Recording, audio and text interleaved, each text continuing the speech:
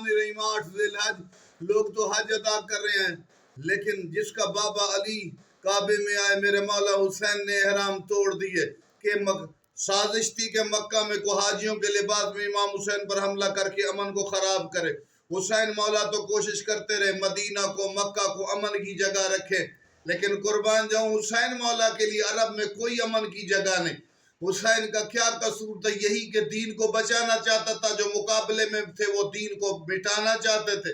احرام توڑے، مولا عباس نے کعبہ پہ خطبہ دیا اور حسین بڑی مظلومیت سے مکہ سے جا رہے ہیں۔ ہائے مظلومیت حسین، یاد رکھو حسین پر تو ہر طرح کا ظلم ہوا۔ آج مکہ ہے، مدینہ ہے، جو بھی اسلام کا تقدس باقی ہے امام حسین کی وجہ سے۔